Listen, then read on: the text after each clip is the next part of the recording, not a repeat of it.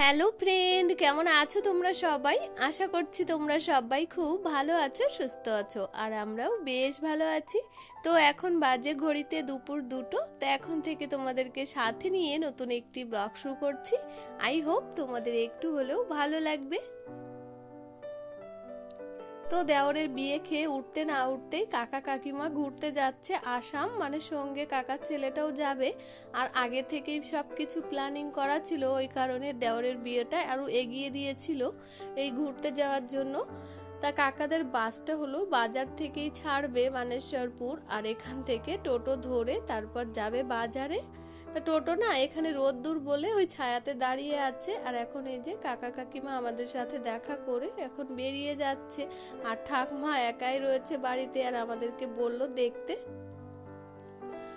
তো এখন হলো বিকাল বেলা, তোমাদের দাদা ভাই বাজার থেকে বাজার করে নিয়ে এসছে। হঠাৎ করে মার বাবা ফোন করে বলছে আসবে। তো দেখো ফাইনালি চলেও এসেছে। আর মার বাবার কি বলতো, হঠাৎ মন চাইলে আমার কথা মনে পড়লেই চলে আসে। আর যেহেতু কাছাকাছি তো ওই কারণে, আর যখনই আসে খালি হাতে তো কোনোদিনও আসে না। তো দেখো কত কিছু নিয়ে এসছে ব্যাগে করে, তা তোমাদেরকে দেখাই। তো দেখো ঢেলে নিয়েছি 2টো কাঁঠাল, মিষ্টি, ঠোঁটে কলা, এই দেখো কত বড় বড় আম। তোমরা দেখে বুঝতে পারছো কি জানি না, গাছের আম, অম্রপল্লী, ভীষণ বড় বড়। আর এই যে 2 লিটার দুধ। তো আমি চিকেনটা ভালো করে ধুয়ে নিয়েছি, নিয়ে এখন এই যে রেখে দেব, তারপর বাবার জন্য চা বসাবো। তো চিকেনটা ধুয়ে রেডি করে এখন চাটা বানিয়ে নিচ্ছি। তো অলরেডি চা আমার হয়ে গেছে, তা দিয়ে দেব সবাইকে। তো চা খাচ্ছি আর অনেক ধরনের কথাবার্তা হচ্ছে মা বাবার সাথে। তা মা বলছে যে গাছের আম তো বেশি হয়নি এবছর, অল্পই হয়েছে, আর অম্রপল্লী যেহেতু বৃষ্টি পেলেই পোকা ধরে যায়, ওই জন্য ভাবলাম আম পেড়েছি তা তোকে দিয়ে আসি, ওই কারণেই আসা আমের জন্য। আর যেহেতু আমি একা, মা বাবা যখনই মানে যে ফলটাই হোক না কেন আমাকে না দিয়ে আর খায় না, মানে আমাকে দেবেই, তারপর ওরা খাবে। আর মা বাবার মন বোঝই তো, সন্তানের না দিয়ে খেতে পারে বলো। আর আম সত্যি কথা বলতে আমাদের একটা গাছ আছে, কিন্তু তেমন হয় না, এবছর তো হয়নি। আর আমাদের তো আম কিনে খাওয়াই লাগে না, ও বাড়ি থেকে আসে তাই খাই, খুব কম হয়তো ভুল ভবিষ্যৎ কিনি। তো মা বাবার সাথে কিছুক্ষণ গল্প করার পর আমি চলে এসেছি রান্নাঘরে। আর এই যে চিকেনটা এখন ঝটপট করে রান্না করে নিচ্ছি, আর তার ফাঁকে আবার গল্পও করছি। আর সবকিছু না শেয়ার করছি না তোমাদের সাথে, তার কারণ মা বাবার সাথে একটু গল্প করতে গিয়ে না সবকিছু শেয়ার করা হচ্ছে না। আর যেহেতু মা বাবা আবার খাওয়া দাওয়া করে রাতেই চলে যাবে, বলছে আমরা বেশি রাত করব না। তো আজকে চিকেনটা না একেবারে হালকা পাতলা করব, তার কারণ বিয়ে বাড়িতে কটা দিন রিক্স খাবার খাওয়া হলো, ওই জন্য। তো দেখো দেখতে দেখতে চিকেনটা আমার হয়ে গেছে, নামিয়ে নিয়েছি। আর কি সুন্দর একটা কালার চলে এসেছে। আর চিকেনটা বসিয়ে দিয়ে তার ফাঁকেই আমি আটাটা মেখে রেখেছিলাম। তো প্রথমে ভেবেছিলাম লুচি আর চিকেন করব, কিন্তু বাবা বলছে লুচি আমি খাবো না এত গরমে, তুই রুটিই কর।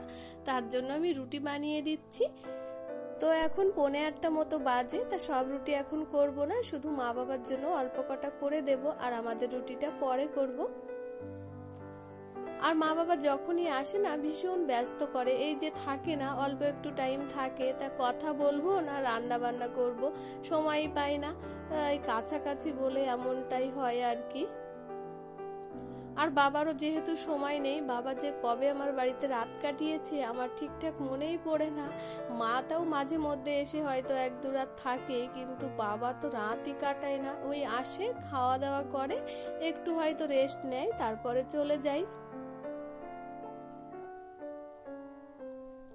তো আগে ভীষণ মন খারাপ করতো, মানে যখন প্রথম প্রথম ছিলাম, তখন মা বাবা যখনই এসে চলে যেত না ভীষণ কান্নাকাটি করতাম ঘরের দরজা দিয়ে। কিন্তু এখন তো অভ্যাস হয়ে গেছে, মানে আসে যাই, মানে অতটা আর কিছু মনে হয় না। কারণ কি বলতো, মেয়েদের এটাই হলো জীবন, সহ্য করে নিতে হয়, সবকিছু মানিয়ে নিতে হয়।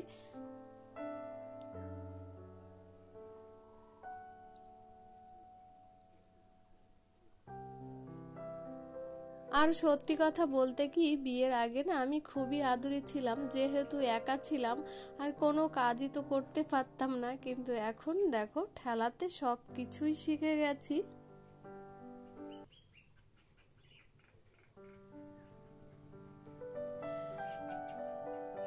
তো দেখতে দেখতে আমার রুটিগুলো হয়ে গেছে, মানে অল্প কটা 6টা মতো করেছি। তো বাবা ভীষণ তাড়া দিচ্ছে, বাড়িতে চলে যাবে বলে, তার জন্য দেখো রুটি করে খাবারটা বেড়ে দিয়েছি মা আর বাবার। আর মিষ্টিটা দিইনি, মিষ্টিটা পরে দেব। তো তারপর খাবার দিয়ে দিয়েছি আর মা বাবা চলে এসেছে আর এখন খাওয়া দাওয়াটা করে নিচ্ছে। আর আমি শুধু বকবক করছি, তুমি যখনই আসো তখনই তোমার একটা করে অজুহাত দাও, মানে থাকতেও চাও না, শুধু আসো আর যাও, আসো আর যাও। তা দেখো আমার কথা শুনে মা আবার হাসছে। তো রুটিটা দিয়ে আমি এই যে মিষ্টিটা ঢালবো। তো দেখো কি মিষ্টি নিয়ে এসছে, হলুদ হলুদ কালারের, কারণ সোনা না এই কালারের মিষ্টিগুলো খেতে ভালোবাসে, ওই কারণে। তো মা বাবার খাওয়া কমপ্লিট হয়ে গেছে আর এখন বাড়িতে যাওয়ার জন্য রেডি। দেখো খেয়ে যে 10টা মিনিট বসবে সেও করবে না। তা আমি বলছি, বকবক করে যাচ্ছে, মা আমার কথা শুনে হাসছে আর সোনাকে অনেক কিছু বলছে। তারপর দেখো সোনার কাছে যাচ্ছে এখন মা, কাছে গিয়ে সোনাকে বলছে যে দুষ্টুমি করবে না, মায়ের কথা শুনবে, এসব বলছে আর কি। আর ও দেখো দিদানের কথা না শুনে অন্যদিকে তাকিয়ে শয়তানি করছে। তা আমি বলছি ও যত বড় হচ্ছে আমার কথা শুনতেই চাইছে না। তো মা অনেক কিছু বললো ওকে, আর ও এক কান দিয়ে ঢুকালো আর এক কান দিয়ে বের করে দিল। তো দেখো এখন মার বাবা বেরিয়ে যাচ্ছে। আর এখন বেশি রাত হয়নি, এই 8টার একটু বেশি বাজে। বলছে বেশি রাত করব না, তার কারণ আকাশের পরিস্থিতিও ভালো না, যখন তখন বৃষ্টি চলে আসছে, ওই জন্য সকাল সকাল চলে যাব।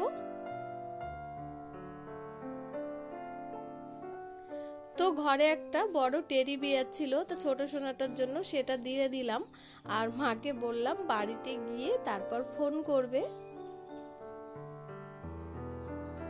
আর দেখো মায়ের মন, মানে এক পা এগোচ্ছে তা 2 পা পিছাচ্ছে, মা তো যেতেই চাইছে না আমাকে ছেড়ে। আর টেডি বিয়ারটা মাকে বললাম তুমি ধরে বসে থাকবে, নয়তো হয়তো ছিঁড়ে পড়ে যাবে ঝুলিয়ে নিলে। তারপর টেডি বিয়ারটা আমি মায়ের কোলে দিয়ে দিলাম আর বললাম পৌঁছে অবশ্যই ফোন করবে। তো দেখো মা আর বাবা বেরিয়ে গেল। তো এত সময় তো ভালোই কাটলো, এখন একটু মনটা খারাপ হয়ে গেল, থাকলে ভালো হতো। তারপর কিছুক্ষণ বাদে সবার জন্য রুটি করে এই যে খেতে দিয়ে দিয়েছি। তা সোনা তোমাদের দাদা ভাই খাচ্ছে এ ঘরে, আর ও ঘরে বাদ বাকিরা। তারপর আমার খাবারটাও বেড়ে নিয়েছি। তো এই ভিডিওটি আর বড় করছি না, এখানে শেষ করছি। তো ভিডিওটি তোমাদের কেমন লাগলো অবশ্যই জানিও। তা আবার ফিরে আসছি নতুন ভিডিওতে, ততক্ষণে তোমরা ভালো থেকো, সুস্থ থেকো, নিজেদের খেয়াল রেখো। টাটা।